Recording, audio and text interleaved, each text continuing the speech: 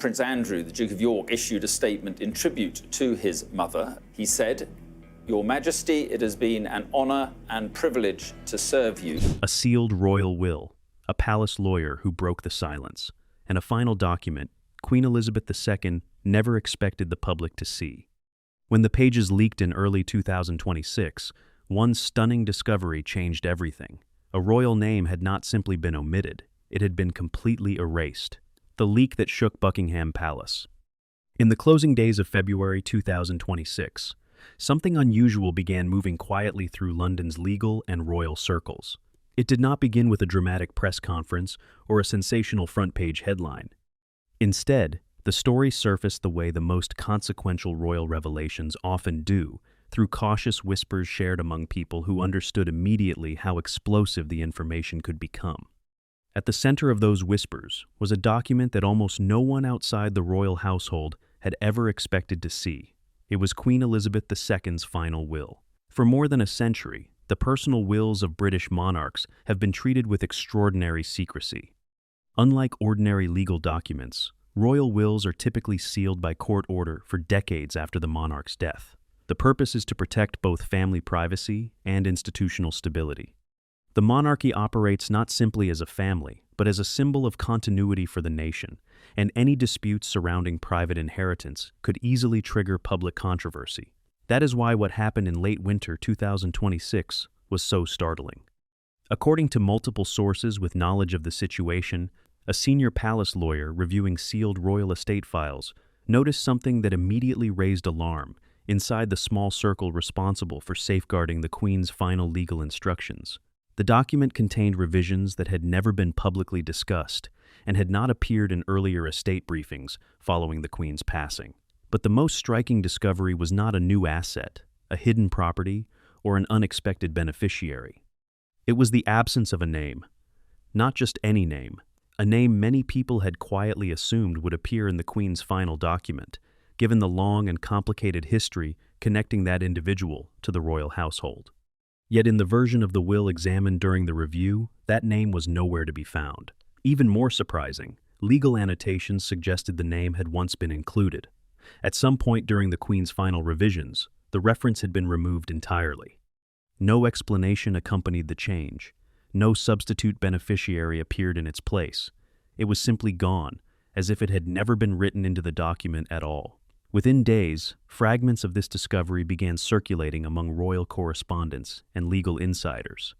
Conversations that normally revolved around ceremonial appearances and diplomatic visits suddenly shifted toward something far more delicate: the possibility that the late monarch had made a deeply personal decision in the final, legal document of her life. Inside Buckingham Palace, the reaction was immediate and cautious. Senior aides understood that even the suggestion of internal conflict tied to the Queen's will could spark intense speculation. The monarchy had already spent years navigating public scrutiny surrounding family disagreements, generational change, and the future direction of the institution. The last thing the palace needed was a new mystery surrounding the Queen's final wishes. Yet, the leak had already begun to spread beyond the palace walls. Legal experts familiar with royal estate procedures noted that the Queen had been known to revise her personal documents carefully in the final years of her life. She had always taken the long view when it came to protecting the monarchy's stability. Every clause, every trust, every distribution of property was structured with the understanding that the institution would outlive any single generation. That context made the missing name even more intriguing, because Queen Elizabeth II was not known for impulsive decisions. Throughout her 70-year reign, she had cultivated a reputation for patience, restraint, and strategic thinking that often stretched across decades. When she made changes to official or personal documents, those changes were rarely accidental. They were deliberate. And according to the palace lawyer who first noticed the alteration, the removal appeared to have been made during the final revision phase of the will, sometime in the period not long before the Queen's passing, in September 2022. That detail alone raised a profound question. If the name had once been included in the Queen's will, but later removed personally by the monarch herself, what had happened during those final years that convinced her to make such a definitive change? For the moment, palace officials refused to comment publicly on the contents of the will. Legally, they were under no obligation to reveal anything. The document remained protected under long-standing court conventions designed specifically to shield royal estates from unnecessary exposure. But the whispers continued to grow. Because within royal circles, people were beginning to understand that this was not merely a technical adjustment in a legal document. It was something far more revealing. Somewhere in the Queen's final written instructions, the life she had spent balancing family loyalty with institutional duty had produced one last decision. A decision quiet enough to escape public notice at the time, yet powerful enough to reshape assumptions about the royal family's internal relationships. And as investigators and royal observers slowly pieced together the fragments emerging from that leaked legal review, one realization became impossible to ignore. The missing name was not the result of a clerical oversight or an administrative update. It was the result of a choice made by a monarch who had spent her entire life protecting the crown, and who, in the final document she left behind, appeared to draw one last boundary about who would share in the legacy she built. The question that now hung over Buckingham Palace was simple. Who had been erased? And perhaps more importantly, why had Queen Elizabeth decided that the name should disappear from the record entirely? The secret history behind the will. To understand why a single name could vanish from Queen Elizabeth II's final will, you first have to understand how royal wills are written in the first place. Unlike ordinary estate documents, the personal wills of British monarchs are treated as instruments of long-term institutional planning. They are drafted slowly, revised repeatedly, and protected with layers of legal discretion that often keep their contents hidden for generations. Queen Elizabeth approached this process with the same careful discipline that defined the rest of her reign. For decades, she worked with a very small circle of trusted advisors, legal experts, and estate managers, who understood that the monarch's personal property was intertwined with the symbolic continuity of the crown. Each revision of the will was not simply about distributing possessions, it was about safeguarding stability. And that process did not happen only once. According to individuals familiar with the structure of the document, the Queen reviewed her will periodically throughout her later years. Certain revisions occurred quietly as family circumstances evolved and as the responsibilities of different members of the royal household shifted. These updates were rarely dramatic, but they reflected the Queen's belief that every generation of the monarchy required careful preparation. Around the period of late 2019, however, something changed in the way the Queen approached those revisions. The monarchy was entering a moment of unusual turbulence. Public controversies involving members of the royal family had begun to dominate international headlines. Internal disagreements about the future direction of the institution were becoming harder to ignore. At the same time, the Queen herself was entering the final chapter of a reign that had already lasted longer than any other in British history. Those circumstances appear to have prompted a deeper review of the monarch's personal estate planning.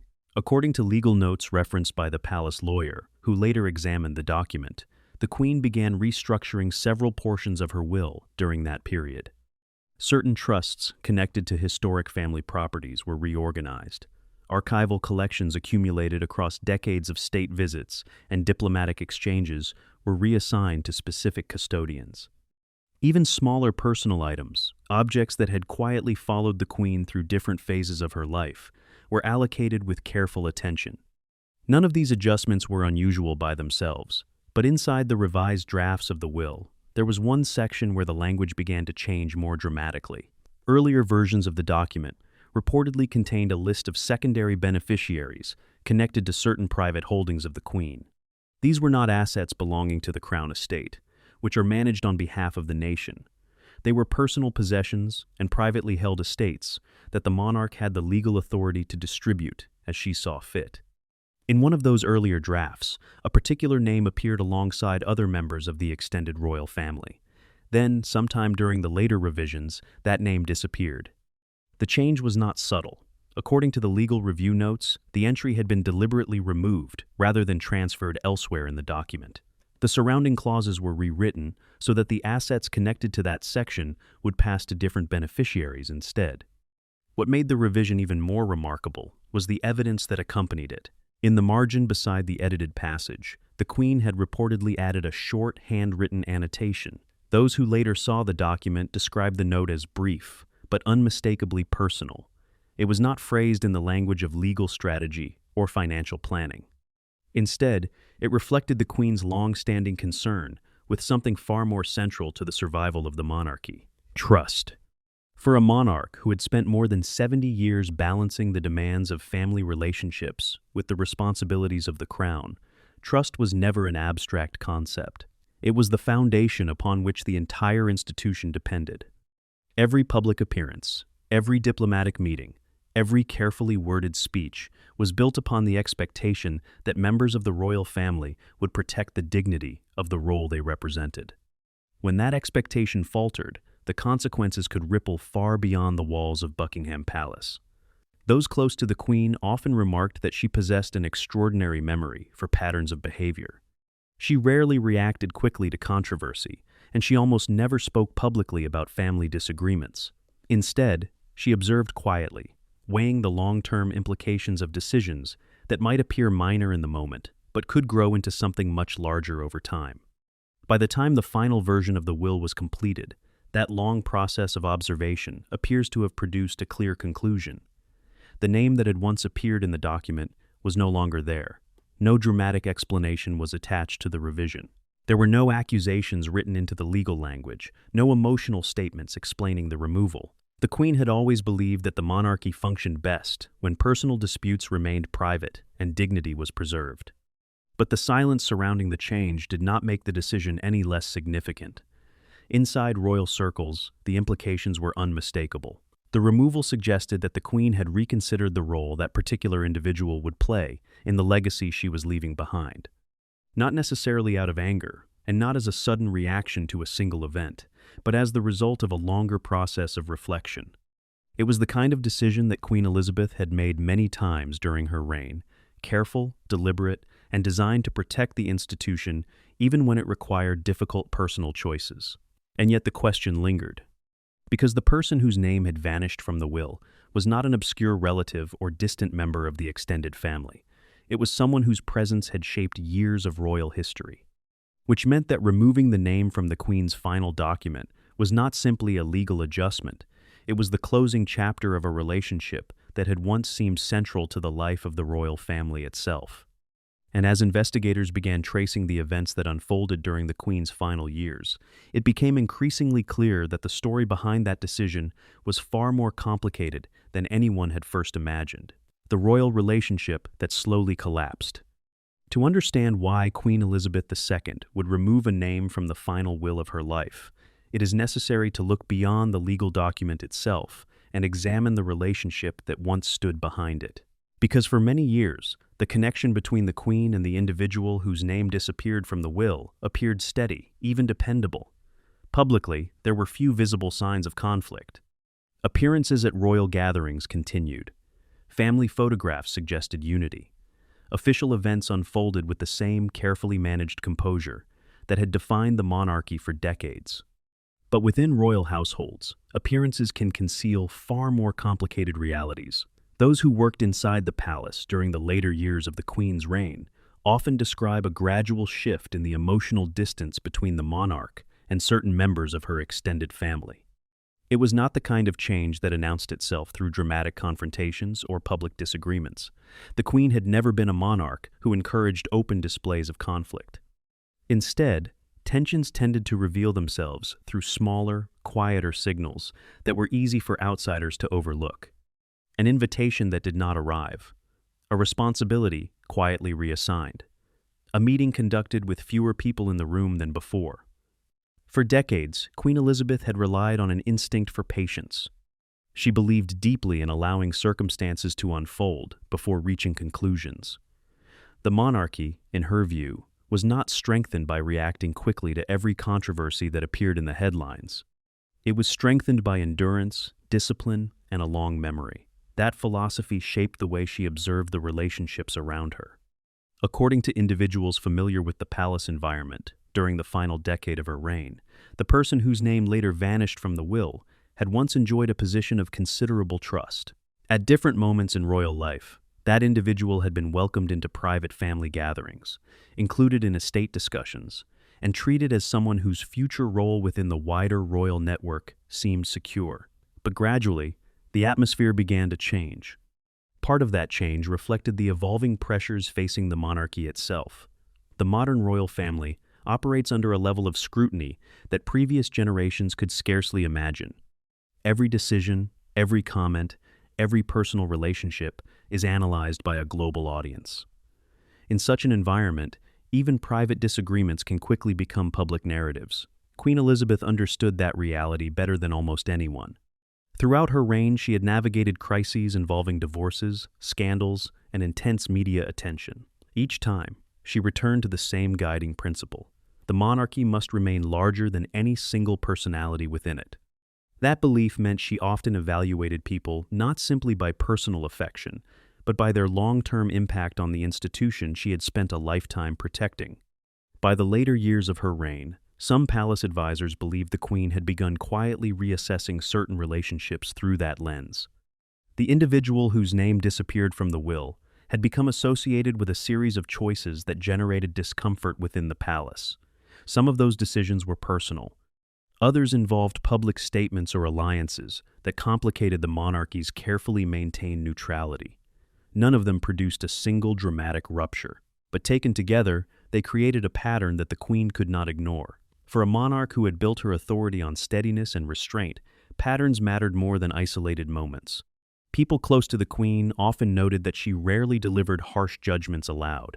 Instead, she allowed her conclusions to appear through actions. Responsibilities might be redistributed. Access to certain discussions might narrow. The signals were subtle, but unmistakable to those familiar with the rhythms of royal life. By the time the Queen began revising the final version of her will, those signals had already been visible inside palace circles for some time. The relationship between the monarch and the individual in question had not collapsed suddenly. It had cooled slowly, shaped by years of observation and quiet reconsideration. Where there had once been an assumption of inclusion in the Queen's private legacy, uncertainty had gradually taken its place. Those who later examined the revised document believed the Queen's decision reflected that long process of reflection, rather than any single moment of anger. The monarch, who had spent her life avoiding impulsive decisions, did not change her will lightly. When she removed the name, it was not an emotional reaction. It was the final step in a conclusion she had reached after watching events unfold over many years. And yet, one question remained unanswered. What specific moment convinced Queen Elizabeth that the relationship had crossed a line from concern into permanent separation? Because according to the legal notes connected to the will, the final revision occurred during the last phase of the Queen's life, which suggests that something during those final years confirmed the decision she ultimately recorded in the document, a moment quiet enough to escape public attention, but powerful enough to erase a name from the Queen's final instructions forever, the clause that changed everything. By the time Queen Elizabeth II reached the final revision stage of her personal will, the document had already evolved through decades of careful planning. Monarchs rarely treat their wills as static legal instructions. Instead, they are living frameworks, adjusted periodically as family circumstances change and as the responsibilities of the crown shift from one generation to the next. In the Queen's case, those revisions became especially significant during the last years of her reign. According to the legal review that later triggered the leak, one of the most consequential updates occurred during the early months of 2022. At first glance, the adjustment appeared technical. A new clause had been added to clarify how certain privately owned royal assets would be distributed among a limited group of beneficiaries. But the deeper palace lawyers examined the language, the more they understood that this clause carried unusual weight. The assets described in the section were not ceremonial possessions or symbolic heirlooms. They included private estates, historical collections accumulated during decades of state visits, and financial trusts that had been quietly established over generations. None of these holdings belonged to the Crown Estate, which is managed on behalf of the British public. They were the Queen's personal property, meaning she had complete legal authority over how they would be assigned after her death. That authority allowed her to write the clause with remarkable precision. According to the notes reviewed by the palace lawyer, the new language introduced a clear, guiding principle. The beneficiaries connected to those private holdings would be individuals who had demonstrated what the Queen described as sustained commitment to the continuity of the monarchy. In other words, the clause was not simply about inheritance, it was about stewardship.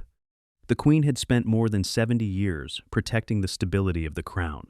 The final structure of her will reflected the same priority. Within that section of the document, several family members appeared exactly where royal observers would have expected them to be. Certain properties were tied to direct lines of succession.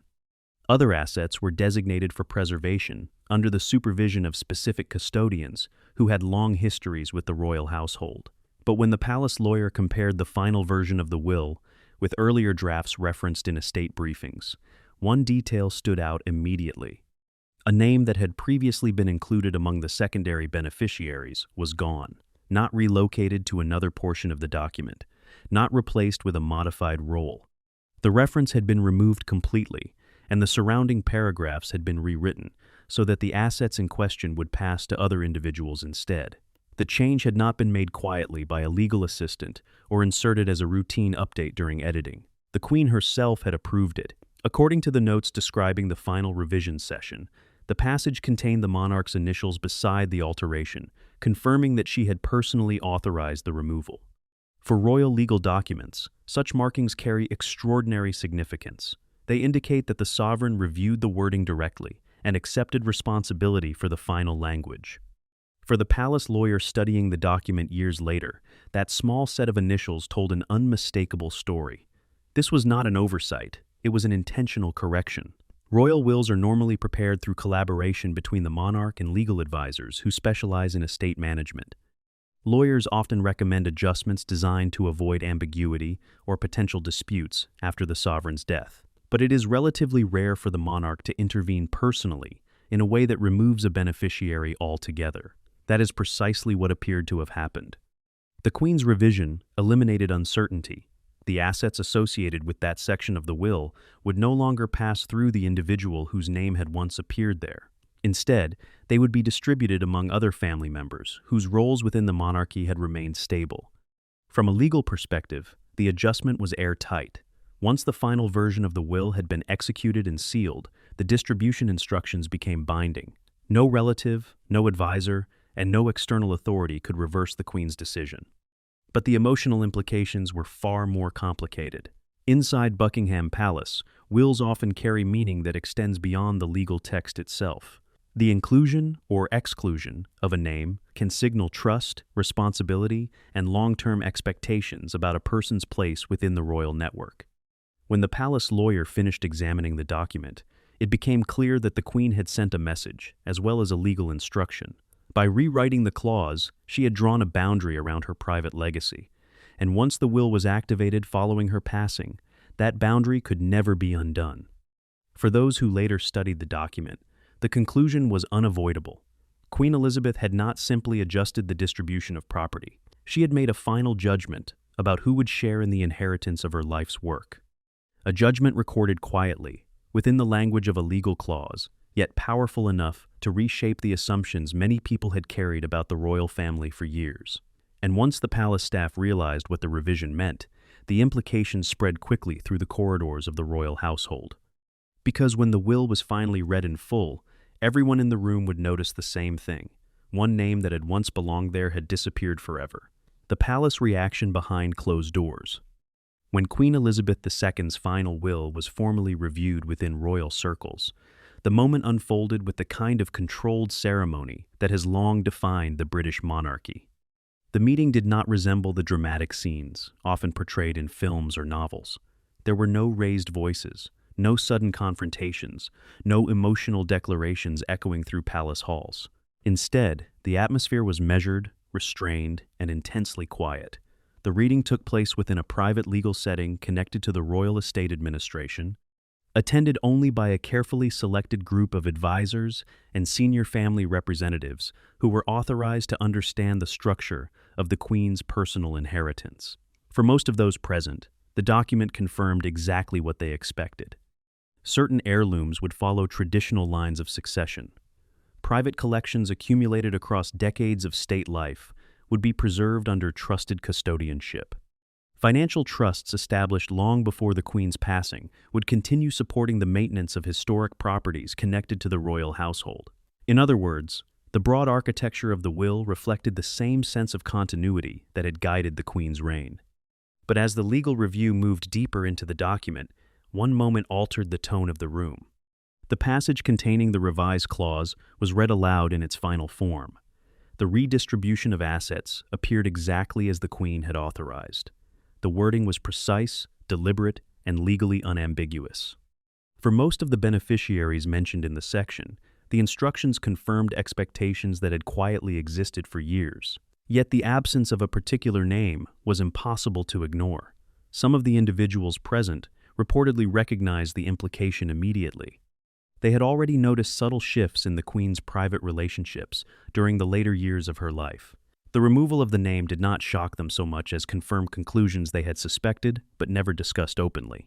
Others, however, reacted very differently. For those who had assumed that the individual in question remained firmly within the Queen's inner circle, the discovery felt startling.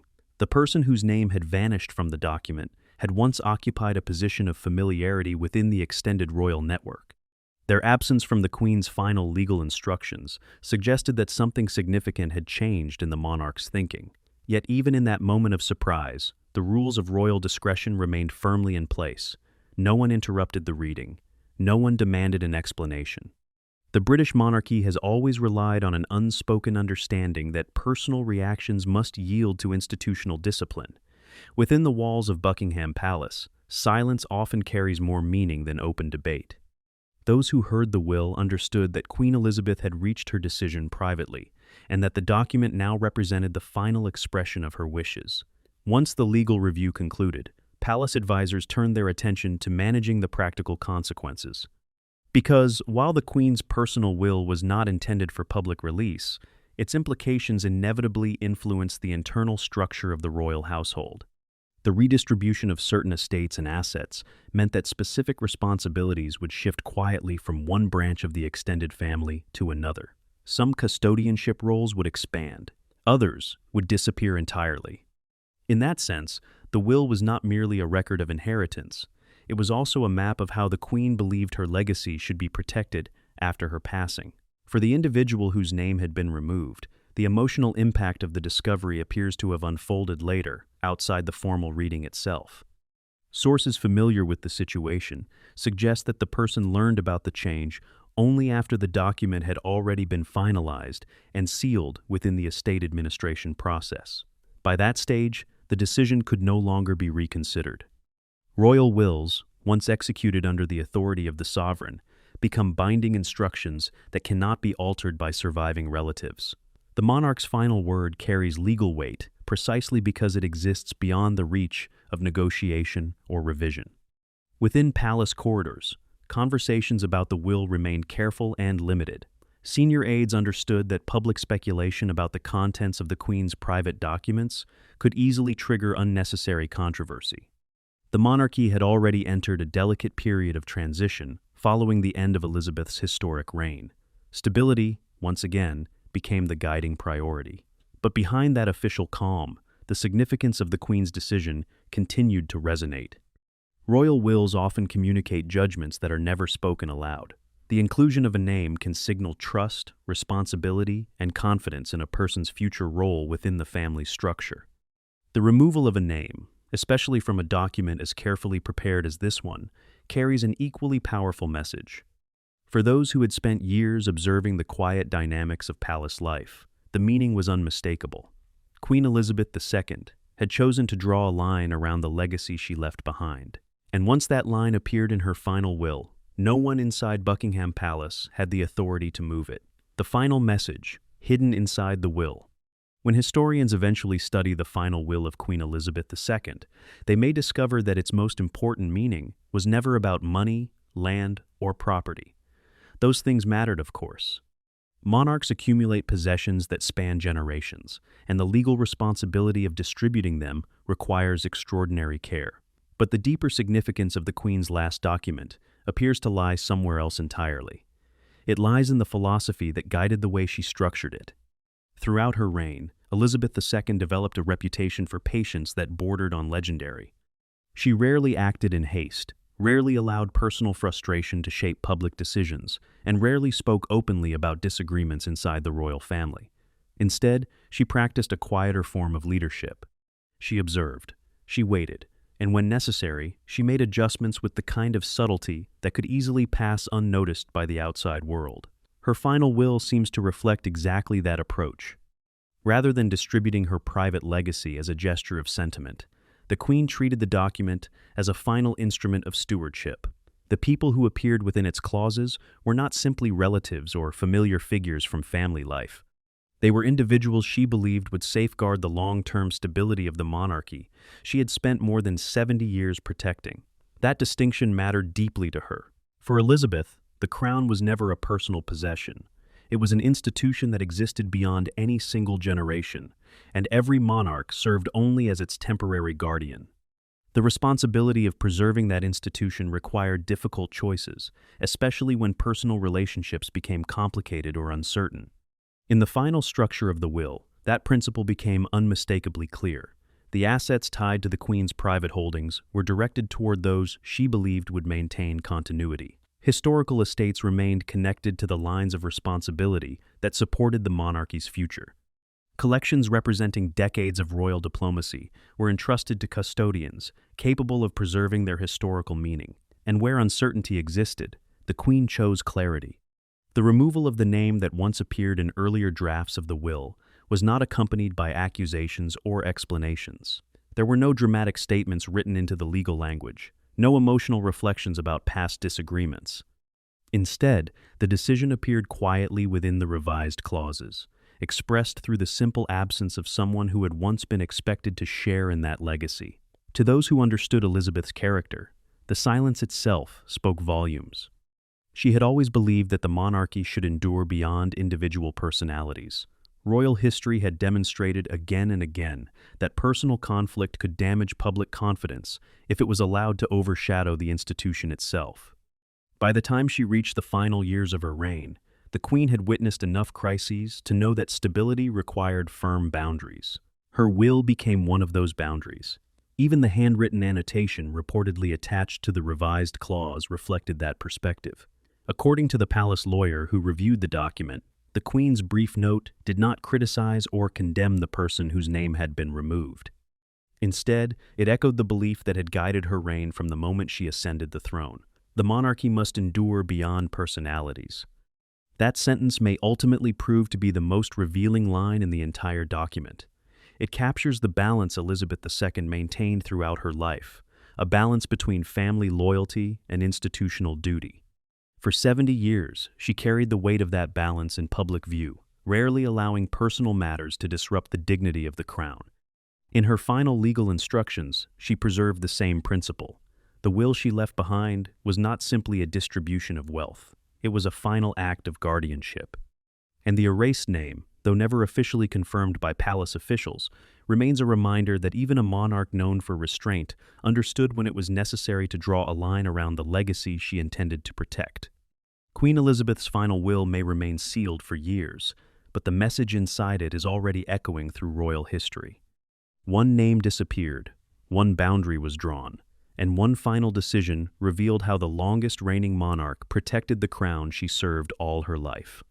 The question now is what that decision means next.